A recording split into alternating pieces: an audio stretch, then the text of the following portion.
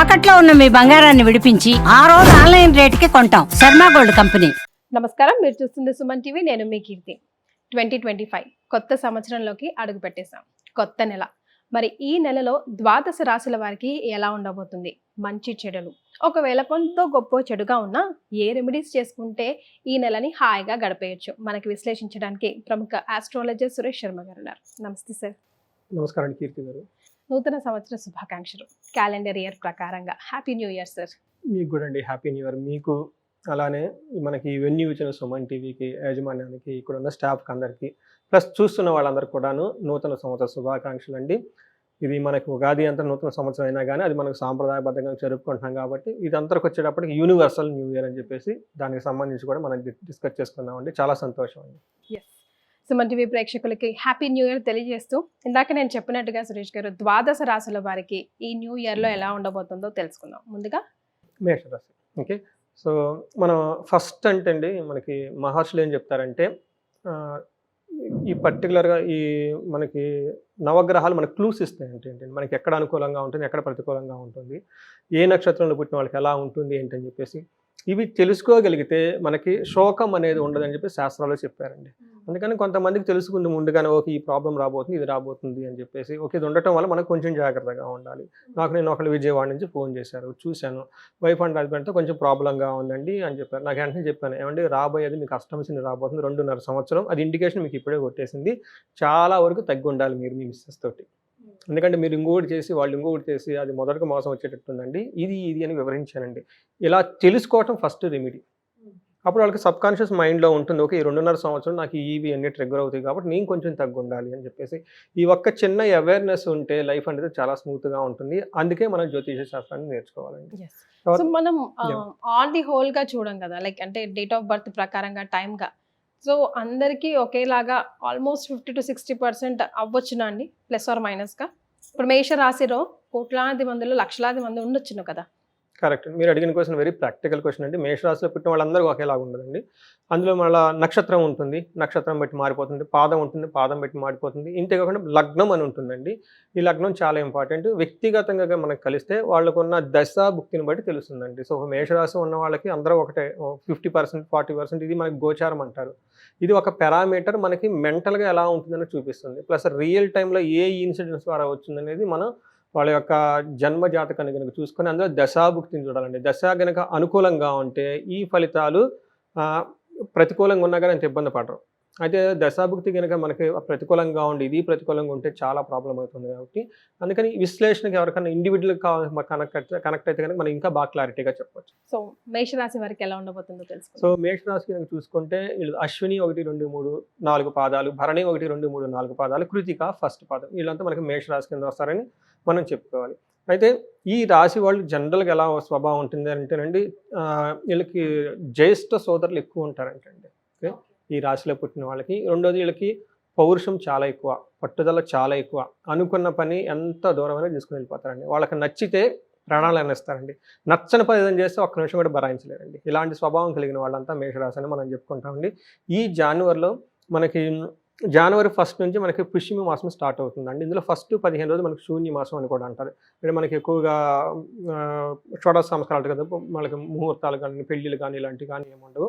ఆ తర్వాత మాత్రం మనకి సంక్రాంతి ఎప్పుడైతే స్టార్ట్ అయిపోతుందో అక్కడి నుంచి మనకి చాలా బాగుంటుందని చెప్పేసి మనకి శాస్త్రాలు వివరించడం జరిగిందండి.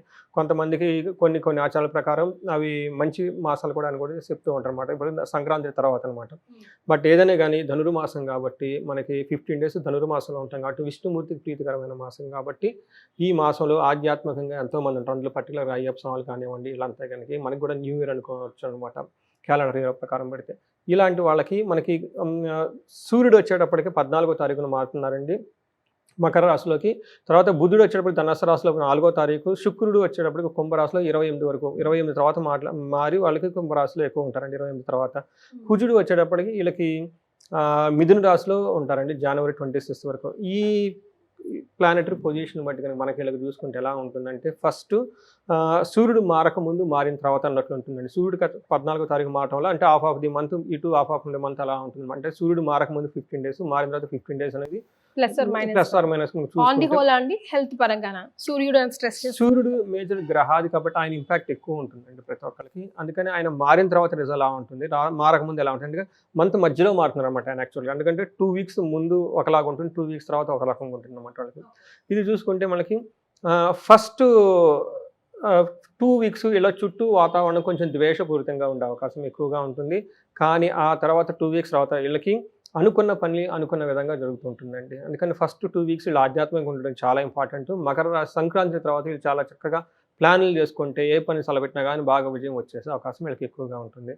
తర్వాత 4వ ఇంట్లో వాళ్ళకి మార్స్ ఉండటం వల్ల ఏమంటే రిపప్రియము, శత్రువులతో కలిసి కనుక కూర్చుంటే చక్కగా మాట్లాడితే పై చెయ్యి వీళ్ళదవుతుందని చెప్తారు. అంతేకాకుండా 8th హౌస్ 9th హౌస్లో వీళ్ళకి బుధుడు ఉండటం వల్ల ఏమవుతుందంటే కొంచెం ఆటంకాలు కలిగే అవకాశం ఎక్కువగా ఉంది. ఇది కూడాను సంక్రాంతి తర్వాత అని చెప్పుకోవాలన్నమాట. ఏ పనులైనా ఆటంకాలు కలిగే అవకాశం ఎక్కువగా ఉంది. 1-2 సెట్ బ్యాక్లు వచ్చేసి ముందుగా వెళ్ళే అవకాశం ఎక్కువగా ఉంది. శుక్రుడు వీళ్ళకి ఈ మాసం అంతా చాలా అభయప్రదంగా ఉంటారు, చాలా సేఫ్గా సెక్యూరిటీగా ఉంటారు ఏ పని జరిగినా కానీ. ఒక రకంగా చెప్పుకోండి ఇది మనకేమని చెప్తారు లఘు గోచారము, సూక్ష్మ గోచారం అంటారు. అంటే వెరీ క్రిస్పీగా టోటల్ మంత్ ఎలా ఉండబోతుంది అనేది. ఇప్పుడు మనం డీటెయిల్స్ చూద్దాం.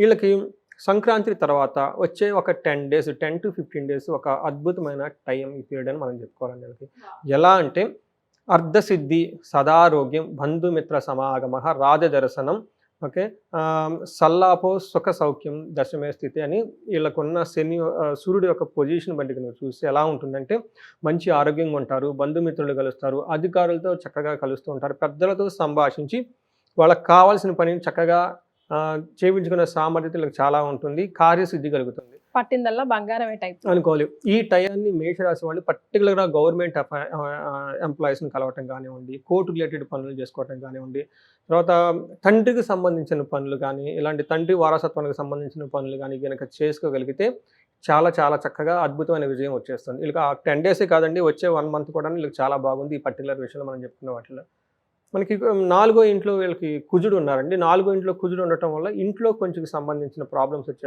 అవకాశం ఎక్కువగా ఉంది. కానీ 11లో ఇంటి దృష్టి ఉండటం వల్ల సంతోషంగా ఉంటుంది, వస్త్రలాభం ఉంటుంది, అనుకున్న పనులన్నీ చేసుకుంటూ ఉంటారు, ఆరోగ్యంగా బాగుంటారు, ఇష్ట వస్తు ప్రాప్తి. ఈ టైంలో వీళ్ళకి కావాల్సిన వస్తువులన్నీ వీళ్ళకి అనుగుణంగా ఉంటుంది, హెల్త్ కూడా బాగుంటుంది. ఏ విషయంలో వీళ్ళు కేర్ఫుల్గా ఉండాలంటే బంధువుల వల్ల చిరాకులు వచ్చే అవకాశం ఎక్కువగా ఉంది. మిత్రద్రోహము, వీళ్ళకి సంబంధించిన ఫ్రెండ్స్ ఎవరైనా ఉంటే వీళ్ళని బ్లైండ్గా నమ్మకుండా కొంచెం కేర్ఫుల్గా ఉంటే చాలా బాగుంటుంది. ఇది మనకి కుజుడు వల్ల వచ్చేది అని మనం చెప్పుకోవాలి. అయితే శుక్రుడు వీళ్ళకి విపరీతంగా యోగ్యతను ఇస్తున్నాడండి. ఈ మంత్ అంతా వాళ్ళకి చక్కగా ఉంటుంది.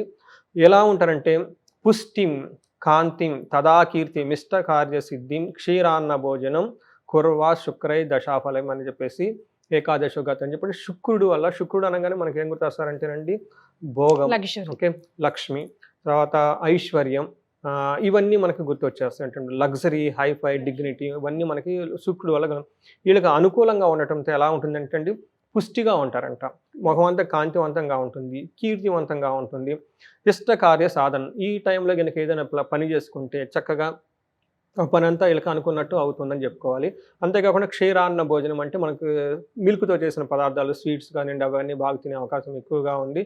ఇవన్నీ విధాలకు చాలా బాగుందని చెప్పుకోవాలి. ఒక రకంగా చెప్పుకోవాలంటే ఈ రాశి వాళ్ళకి మనకు ఒక 70% అన్ని విధాలా బాగుంది అని మనం చెప్పుకోవచ్చండి. ఒక న్యూ ఇయర్ రావడంతో వీళ్ళకి మేష రాశి వాళ్ళకి చాలా బాగుందని బ్రైట్ గా వెల్కమ్ చేస్తుంది న్యూ ఇయర్ అనే చెప్పాలి. మరి ఈ మేష రాశిలో ఉన్న 3 నక్షత్రాల వరకు ఎలా ఉంటుందండి?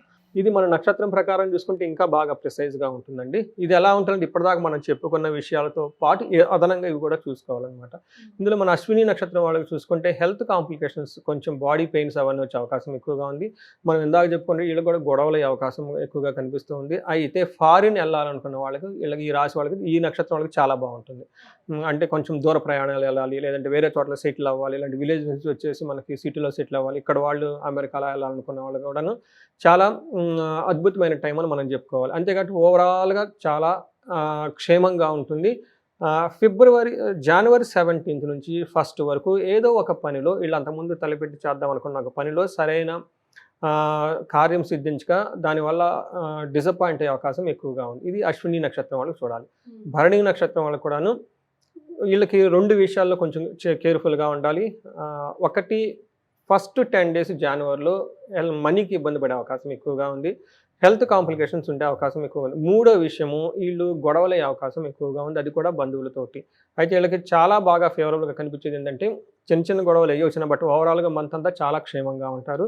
రెండోది, ఫారిన్ వెళ్ళాలనుకున్న వాళ్ళకి ఇది చాలా చాలా కలిసి వచ్చేవాళ్ళ యోగం ఈ భరణి నక్షత్రం వాళ్ళకి. కృతికా నక్షత్రం చూసుకున్నాం అనుకోండి, వీళ్ళకి 3 విషయాలు చాలా జాగ్రత్తగా ఉండాలి. ఒకటి, మనీ రిలేటెడ్ మ్యాటర్స్లో చాలా జాగ్రత్తగా ఉండాలి. తర్వాత శరీరానికి సంబంధించిన హెల్త్ కాంప్లికేషన్స్, అయితే వీళ్ళకి కూడా గొడవలయ్యే అవకాశం ఎక్కువగా ఉంది. వీళ్ళకున్న ఒక అద్భుతమైన ఒక హ్యాపీ న్యూస్ ఏంటంటే 4 రకాల హ్యాపీ న్యూస్లో ఉన్నాయి వీళ్ళకి. ఒకటి, వస్త్రలాభం చూపిస్తుంది. ఏదైనా కనుక షాపింగ్కి వెళ్ళేసి, నాకు తెలిసి మోస్ట్లీ సంక్రాంతి పండుగకి మంచి షాపింగ్ చేసి బట్టలు తీసుకుంటారు. ఓకే. తర్వాత మంత్ అంతా క్షేమంగా ఉంటుంది. వీళ్ళకి జనవరి సంక్రాంతి పండగ ముందు వీళ్ళకి రాజ్య లాభం ఉంది. అంటే వీళ్ళకి ఒక ప్రమోషన్ రావటం కానివ్వండి, ఆ ప్రమోషన్ ద్వారా వీళ్ళకి శాలరీ హైక్స్ కానీ ఇవన్నీ వచ్చే అవకాశం ఎక్కువగా, అంటే వీళ్ళకున్న అధికారం ఎక్కువ అయ్యే అవకాశం ఎక్కువగా ఉంది. ప్లస్ ఫారిన్ వెళ్ళాలనుకున్న వాళ్ళు కూడా అనుకూలంగా ఉంది. సో ఇదంతా మనకి ఇందులో ఉన్న 3 నక్షత్రం వాళ్ళకి సంబంధించి మనం చెప్పుకోవాలి.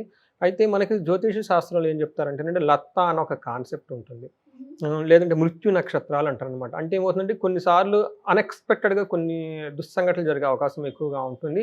అది మనకి అన్ఎక్స్పెక్టెడ్ అనమాట. అయితే ఆ ప్రకారంగా కనుక చూసుకుంటే కృతికా నక్షత్రం వాళ్ళు కొంచెం కేర్ఫుల్గా ఉండాల్సిన అవసరం ఎక్కువగా ఉంది.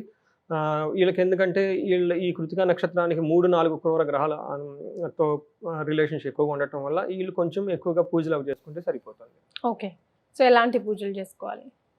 ఫస్ట్, ఈ కృతికా నక్షత్రం వాళ్ళు చూసుకుంటే వీళ్ళకి అందరికీ కలహము, గొడవలు వస్తుంది. ఈ గొడవలు అనేది రావడానికి కారణం ఏంటంటేనండి, ఇంట్లో దిష్టి ఉన్నా కానీ ఏదైనా ఉన్నా కానీ వీటి వల్ల వచ్చేస్తుంది. ఆధ్యాత్మికంగా కనుక గడపగలిగితే చాలా బాగుంటుంది.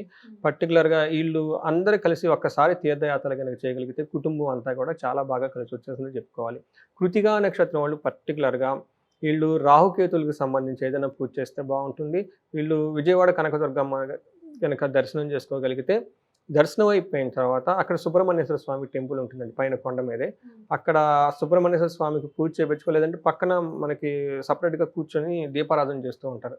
ఇలా వీళ్ళు దీపారాధన చేసినా కానీ చాలా బాగా కలిసి వచ్చేస్తుంది. చాలా ఈ కృతికా నక్షత్రం వాళ్ళకి చాలా బాగుంటుందని చెప్పుకోవాలి. రైట్. ఆన్ ది హోల్ మేషరాశి వారికి ఏమైనా రెమెడీస్ సూచిస్తారండి? ఆన్ ది హోల్ కనుక మనం చూసుకుంటే వీళ్ళకి న్యూ ఇయర్ కాబట్టి అండి, శివాలయంలో ఒక్కసారి మహాన్యాసపూర్వక ఏకాదశి రుద్రాభిషేకం చేసుకున్న చాలా బాగుంటుంది. ఎవరైనా కనుక ధనానికి సంబంధించి ఇబ్బంది పడుతూ ఉంటే కుబేర పాశుపత హోమం కనుక చేయించుకుంటే చాలా బాగుంటుందండి. ధన ప్రవాహం ఒకటి, అంతకుముందు ఎవరైనా ధనాన్ని కోల్పోయి ఉంటే ఆ ధనం వచ్చేస్తుంది.